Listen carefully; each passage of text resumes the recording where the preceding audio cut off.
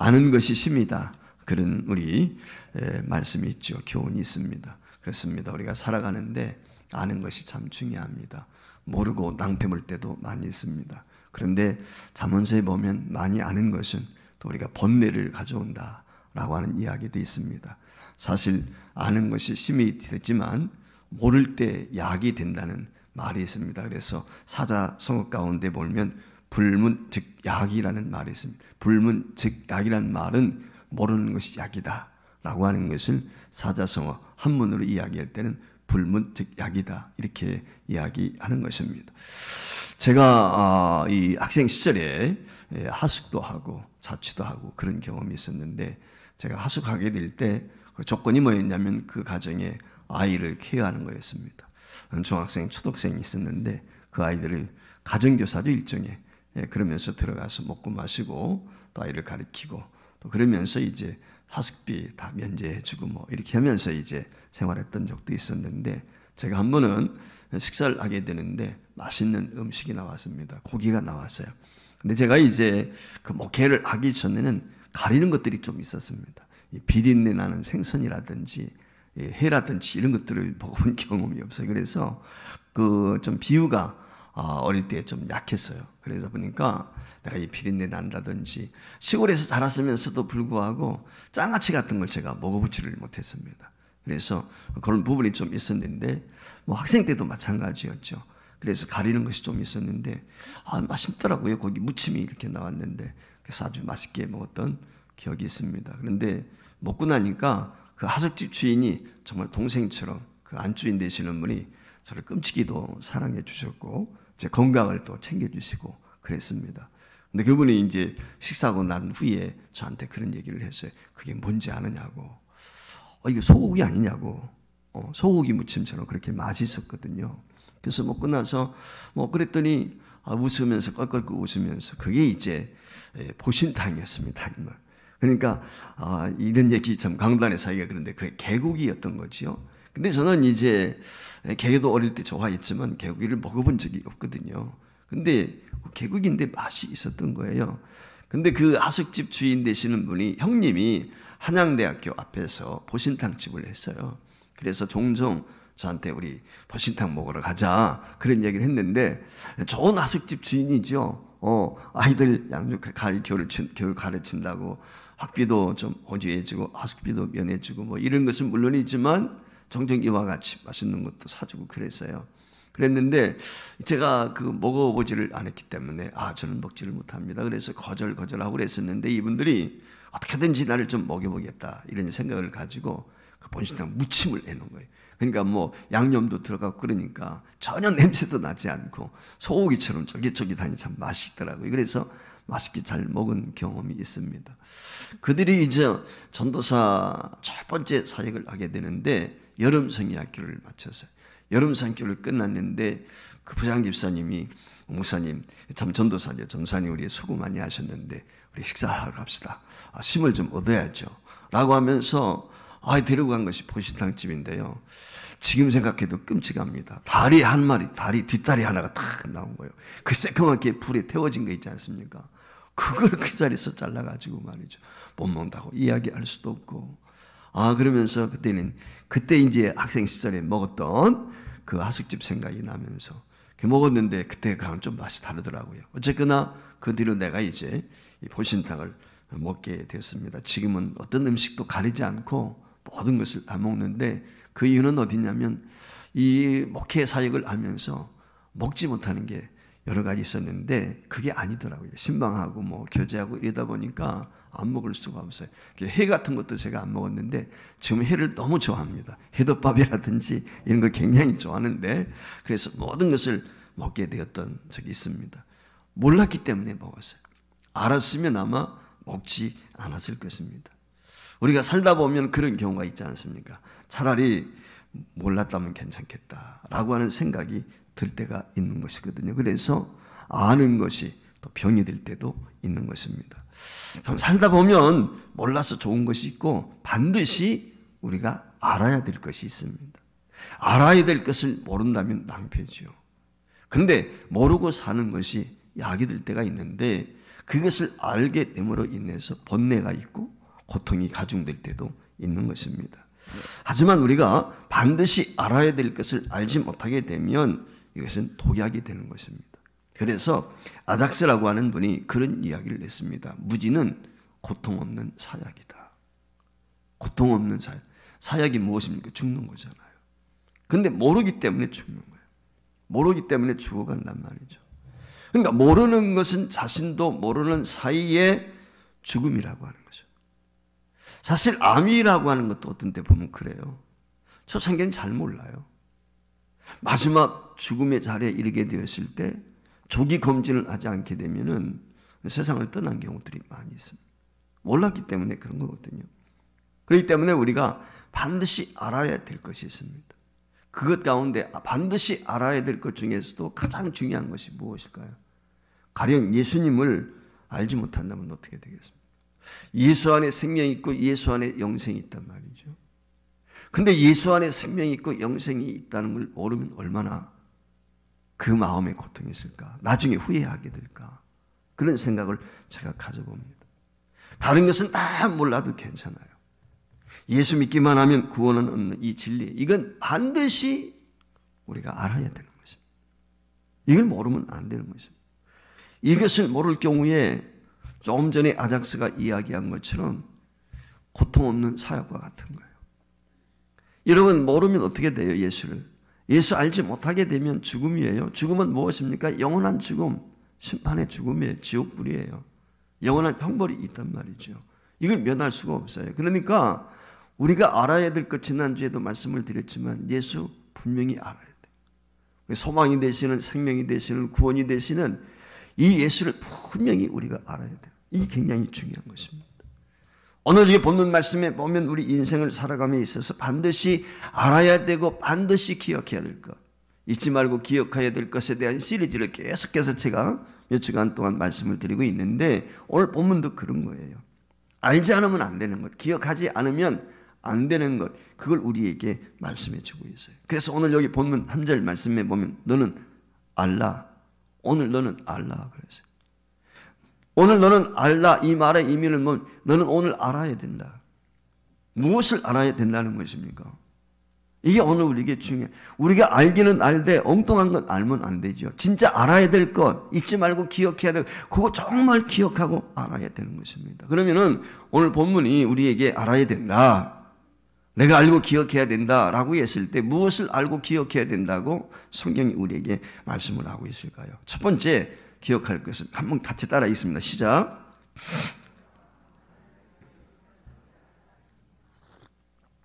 몇 사람이 따라 읽지 않았어요. 다시 한번 읽습니다. 시작.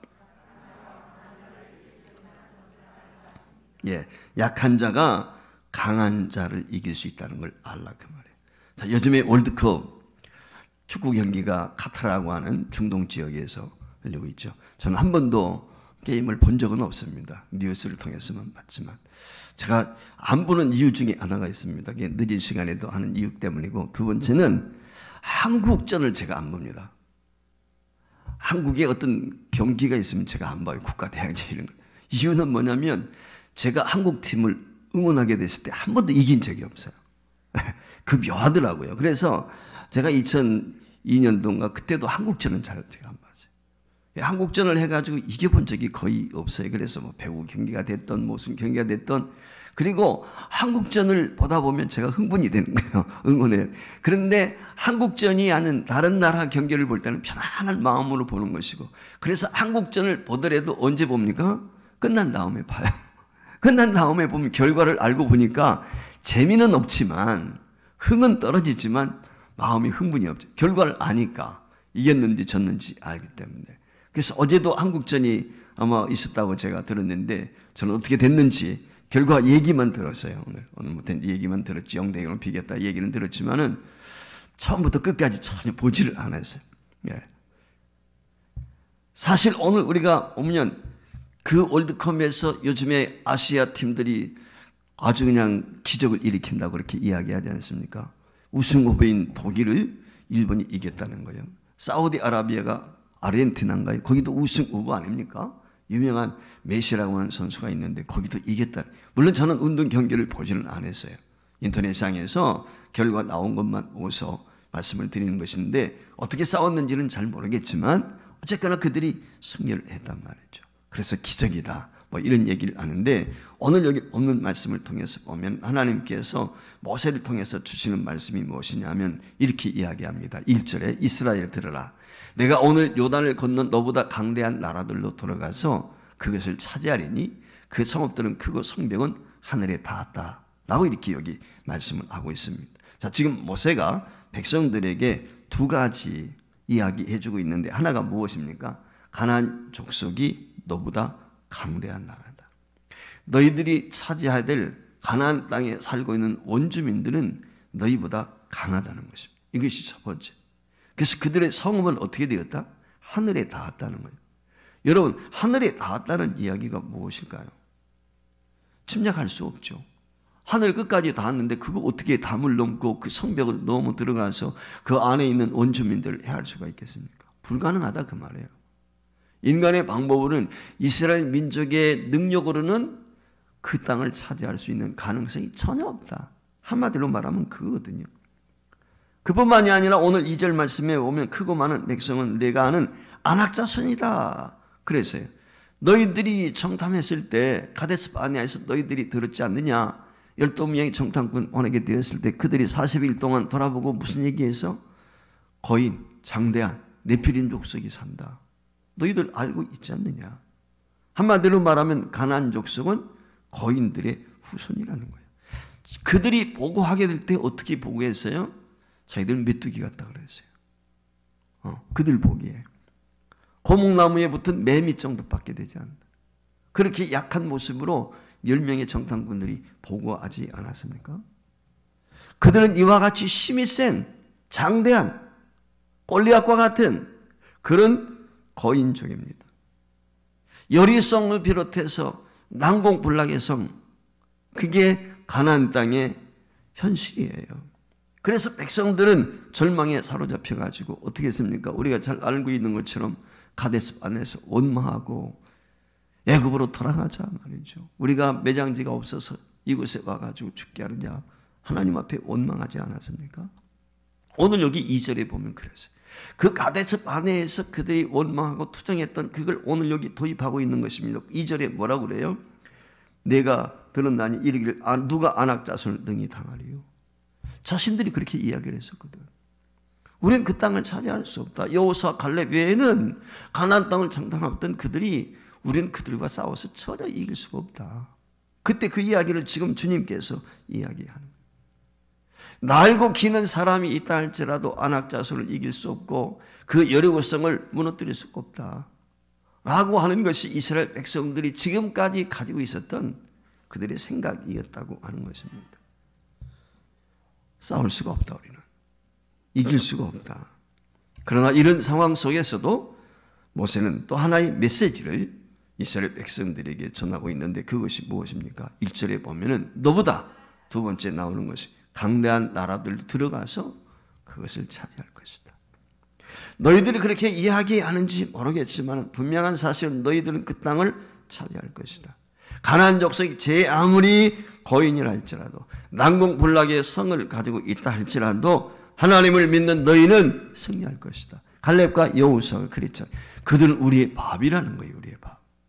하나님 우리에게 이미 주셨다. 맞다. 거인이고 난공불락의 성인 것 맞다. 그러나 분명한 것은 뭐냐? 갈렙이 그래. 하나님 우리에게 주셨다. 그들은 우리의 밥이다. 전혀 10명의 정탐꾼과는 정반대였지 않습니까? 오늘 성경이 그걸 말씀하고 있는 거예요. 하나님께서 너희는 그들을 정복할 것이고 그 땅을 차지할 것이라는 것입니다. 사랑하는 성도 여러분, 그렇습니다. 이스라엘 백성에게만 가나안 족속이 있었던 것은 아니에요. 오늘 우리도 그래요. 살다 보면 우리 앞에 가나안 족속이 있습니다. 여리고성이 있습니다. 때는 홍해가 있고 요단강도 있단 말이죠. 내 힘으로 내 능력으로 해결하지 못하는 어렵고 힘든 일들이 우리에게 많이 있습니다. 여러분, 죄악으로 물든 이 세상에서 어떻습니까? 가만히 보면 세상의 모습은 가난과 같은 것입니다. 우리를 위협해오는 것들이 너무 많아요.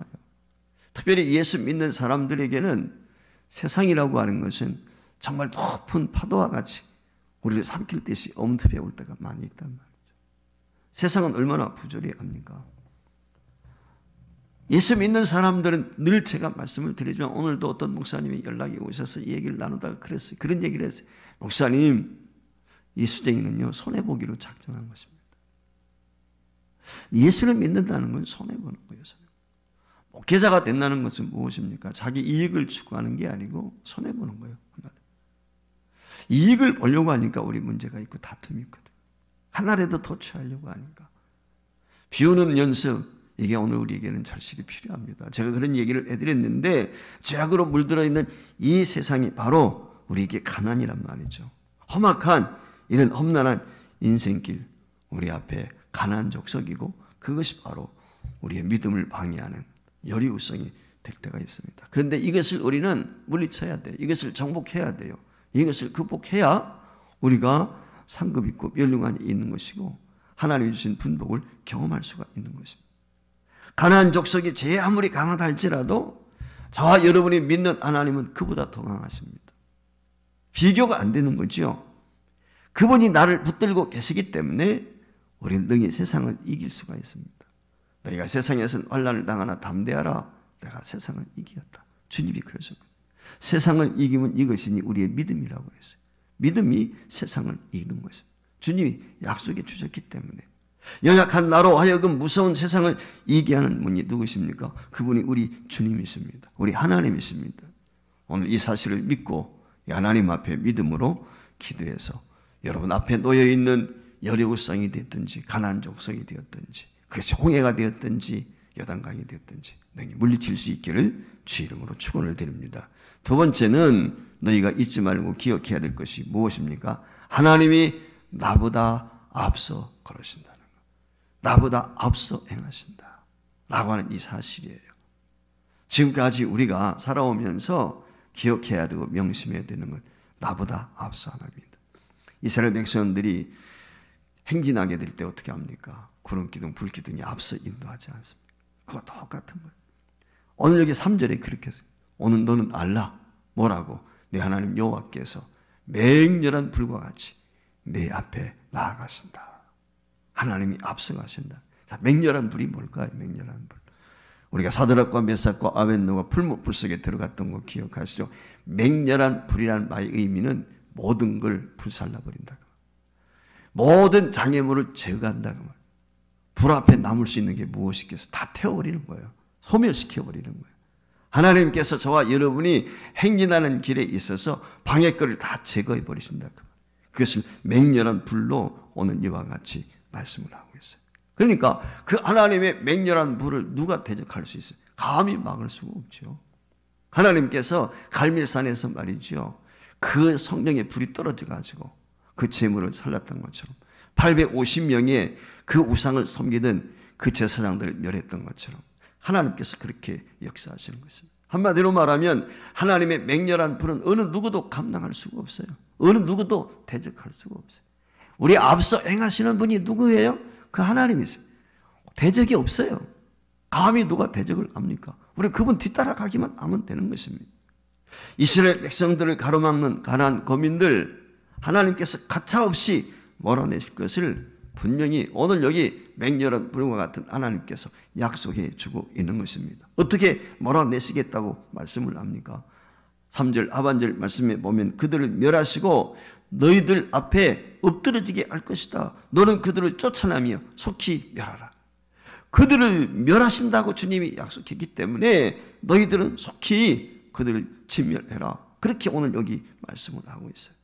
사는 여러분, 맹렬한 불과 같으신 여호와께서 저와 여러분의 인생길 가는 동안에 앞서 진행하신다는 것 기억하시길 주 이름으로 축원을 드립니다. 오늘 이 시간도 여러분을 가로막고 있는 모든 장애물들을 맹렬한 불 같은 주님께서 제거해 주시고 계시다고 하는 사실을 확신할 수 있기를 주 이름으로 축원합니다. 할렐루야. 믿음이 중요합니다. 믿음이 세상을 이기잖아요. 저와 여러분이 하나님의 사람이라면 이 믿음이 있으면 이기는 거예요. 어떤 장애물도 극복할 수가 있습니다. 내심으로 해결하려고 하는 사람은 주저앉을 수밖에 없어요. 포기할 수밖에 없어요. 땅을 치며 탄식할 수밖에 없는 것입니다. 그러나 이제는 현실을 보지 말고 내 앞에서 맹렬한 불을 말하시고 나보다 앞서 진행하시는, 한마디로 말하면 내가 걸어갈 수 있도록 길 열어주시는 거예요. 걸림돌 제거해 주시는 거예요. 내가 걷다가 지치지 않도록 붙들어 주시고 인도해 주시고 앞서가시는 분, 그분이 우리 주님이시란 말이죠. 그 하나님께서 우리와 앞서 가시게 될 때 저와 여러분의 인생은 적과 꿀이 흐르는 가나안 땅에 어느 순간 도착하게 될 줄 믿습니다.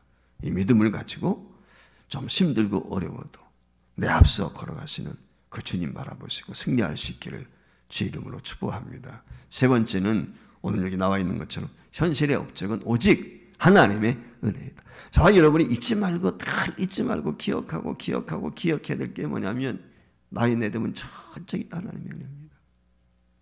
우리 인간이라고 하는 게 말이죠. 교만한 게 있어요. 마귀는 교만이거든요.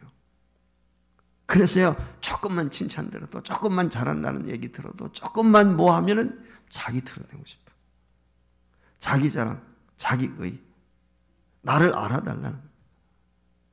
주님께서는 오른손이 하는 걸 왼손이 모르게. 그런데 오늘 우리들이 어떻습니까? 자기가 조금 한 것 가지고도 막 드러내요. 내가 이런 사람, 내가 이렇게 했다는 거예요. 이미 다 상급을 다 받아버린 거예요. 하나님이 주신 상급이 없어요. 그것처럼 어리석은 게 없어요. 그냥 이름 없이 빛 없이 그저 하는 거예요. 그게 제일 중요합니다.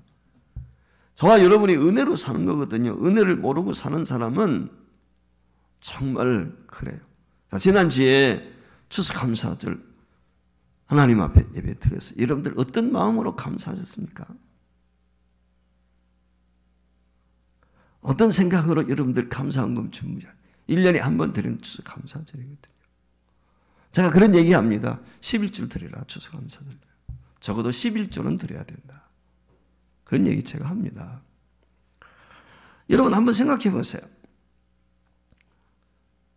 더 많은 것 드릴 수 없는 것이 우리의 아쉬운 마음이 있지만 여러분 어떻습니까? 우리 하나님은 거지가 아니거든요. 돈 몇만원 하나님 앞에 드렸다고 해서 그게 감사합니까? 너무 창피한 거죠, 사실은. 그건 감사가 아니에요. 하나님 기만하는 것입니다. 적어도 추수감사를 절기헌금은 그렇습니다. 제가. 여러분 커피 한 잔도 요즘에 7,000원이에요. 어지간한 이름 있는 데 가면. 근데 10,000원 한 잔 하나님 앞에 감사, 그건 말이 안 되는 거예요. 혹시라도 여러분들이 그런 분이 계시다면 정말 회개해야 됩니다. 여러분 요즘에 밥 한 끼 먹는데도 10,000원이에요.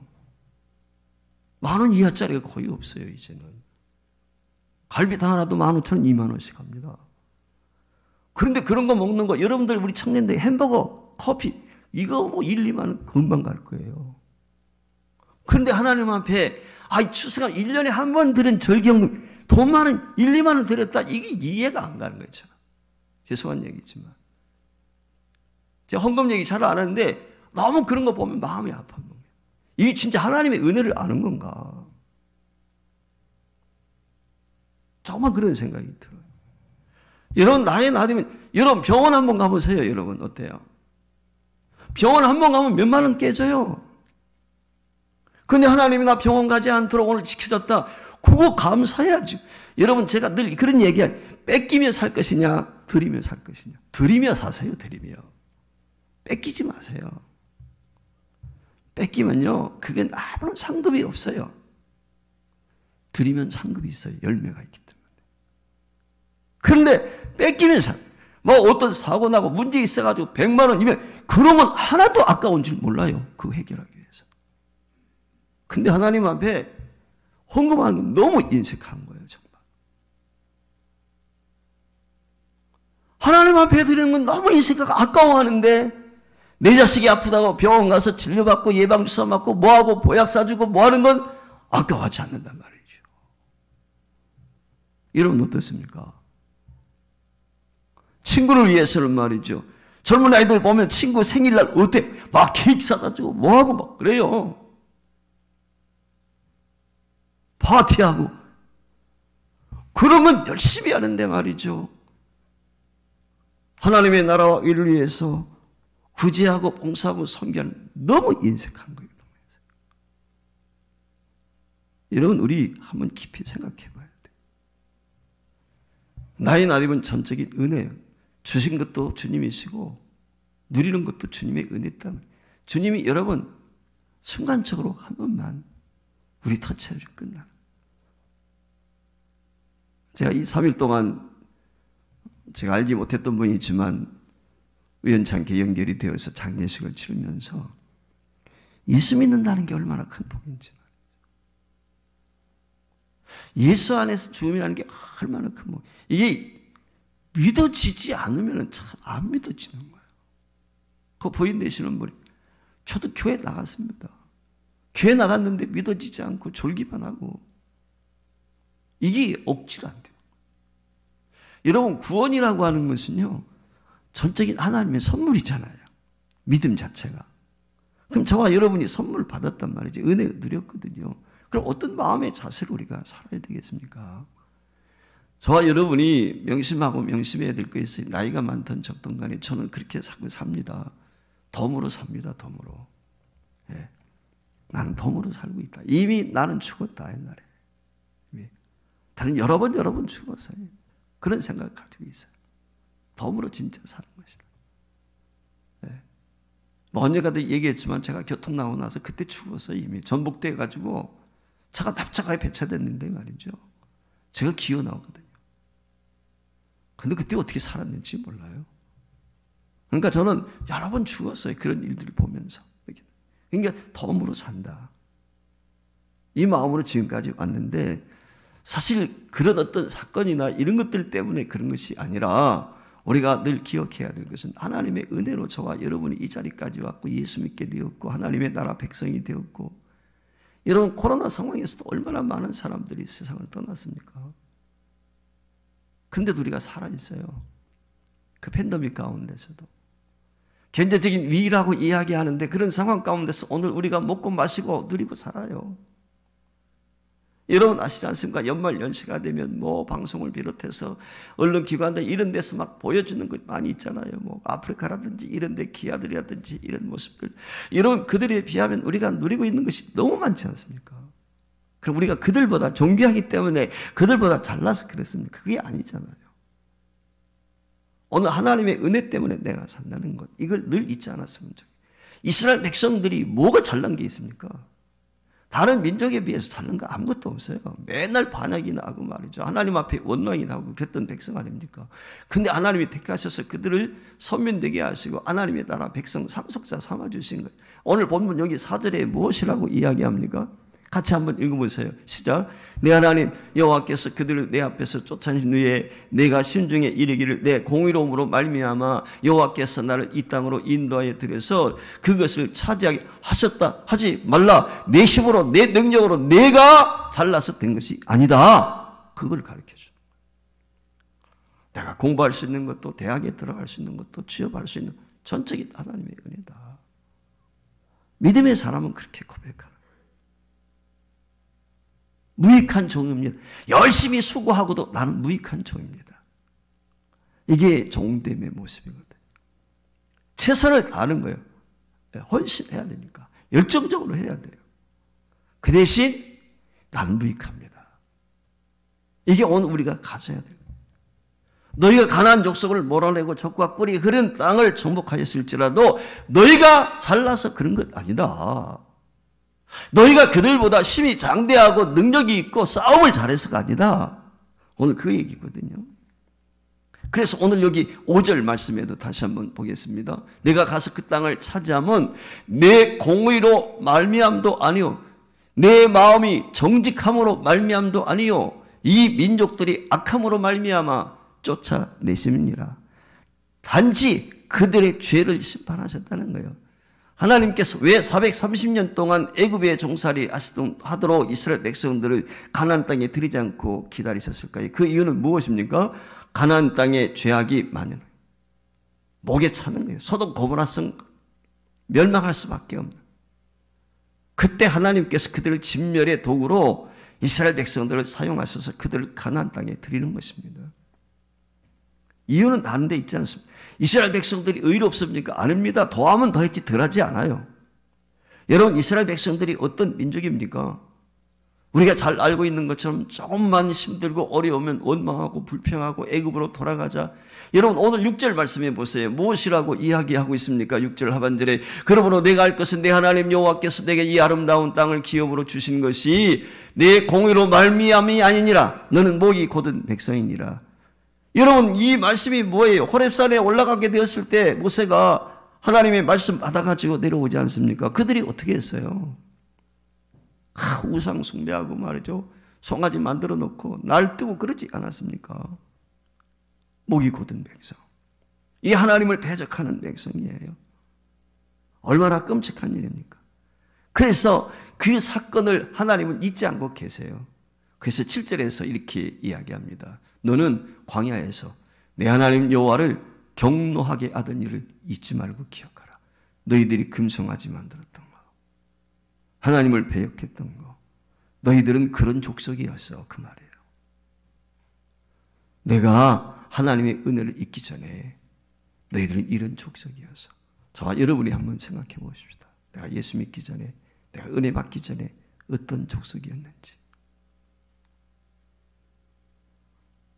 우리 가운데는 그런 분들이 없겠지만 술, 담배하고 세상격에 빠져가지고 쾌락을 즐기고 그런 사람들 많이 있었잖아요. 근데 그거 까맣게 잊어버리고 교만해가지고 말이죠. 자기가 잘나서 예수 믿게 된 줄 알고. 여러분, 내가 예수 믿고 구원받은 것은 전적인 주님의, 내 공로는 하나도 없습니다. 전적인 주님의 공로고 주님의 은혜인 것입니다. 이걸 우리가 다 기억을 해야 돼요. 나의 나됨은 바울사도의 고백처럼 전적인 하나님의 은혜로다. 이거 잊어버리지 않으면 은혜자가 될 수 있어요. 겸손할 수 있어요. 감사할 수 있습니다. 기뻐할 수 있습니다. 하나님께서 오늘 이스라엘 백성들에게 주시는 경고의 메시지가 8절에 무엇이라고 합니까? 너희는 죽어 마땅한 죄인이었다. 너희는 그때 죽었어야 된다는 거예요. 너희는 그때 멸망했어야 된다. 여러분, 그렇지 않습니까? 하나님이 다 멸하시려고 그랬잖아요. 근데 모세가 중보자가 되어가지고 하나님, 이들 멸하시려면 차라리 내 이름을 생명록에서 지워주세요. 하나님께서 불쌍히 여기시고 긍휼히 여기주셔서 패역한 이스라엘 민족 살려주셨다는 이 말의 의미는 무엇입니까? 하나님의 은혜라고 하는 이 말은 교만하지 말라는 거예요. 우쭐하지 말라는 거예요. 내가 좀 나았다고 해서 그것이 내 공로, 내 덕이야. 내가 믿음이 좋은 것도 하나님의 은혜고, 내가 좀 더 잘 사는 것도 하나님의 은혜인 것이지, 내가 노력을 더 많이 했고 내가 수고를 더, 그렇지 않아요. 여러분, 나보다 더 열심히 수고하는데도 가난한 사람 많고요, 나보다 열심히 사는데도요 어렵고 힘들게 사는 사람 많습니다. 전적인 하나님의 은혜인 거거든요. 사랑하는 여러분, 인간의 교만은 하나님의 은혜를 잊을 때가 너무 많습니다. 현재 나이 든 것이 내가 잘나서인 양 착각해서 주님의 마음을 혹시라도 우리가 아프시게 할 때가 있지는 않는지 한번 우리 스스로 겸비하게 돌아봤으면 좋겠습니다. 내 가정이 다른 가정보다도 자랑할 만한 것이 있습니까? 그렇다면 여러분, 오로지 하나님의 은혜 때문이다. 늘 기억했으면 좋겠습니다. 힘든 이때 내 사업장이 그래도 괜찮게 잘 된다 라고 하면 그 면도 내가 잘나서가 아니라 전적인 하나님의 은총 때문에 그렇다. 우리가 고백했으면 좋겠습니다. 왜냐하면 나는 원래 죄인이기 때문에. 저와 여러분은 사실 정수리에서부터 발끝까지 허물진 백성이었지 않습니까? 죽어 마땅한 백성이었. 그럼에도 불구하고 주님께서 우리에게 은총을 베풀어 주셨습니다. 오늘 이 말씀을 통해서 우리가 인생을 살아갈 때 절대로 잊지 말고 기억해야 될 말씀, 반드시 기억해야 되는 것, 그것은 첫 번째, 하나님은 약한 나를 들어서 가난과 같이 강한 자를 이기게 하는 분이시다. 전능자 여호와 하나님, 그분이 나와 함께 하시다. 두려워할 이유가 없어요. 또 하나는 하나님은 나보다 앞서가시고 맹렬한 불로 나를 도와주신다. 거침이 없이 우리가 나아갈 수 있도록 이끌어 주시는 것. 그게 하나님이시다. 따라서 이 하나님을 기억할 때마다 세 번째 다 명심할 것은 내가 잘나서가 아니고 하나님의 특별한 은혜 때문에 하나님의 긍휼하심을 입어서 하나님의 인치심을 받아서 하나님의 전적인 은혜 때문에 오늘 내가 이룬 복을 누린다는 이 하나님의 은총을 저와 여러분이 잊지 않고 살 수 있기를 주의 이름으로 축원을 드립니다.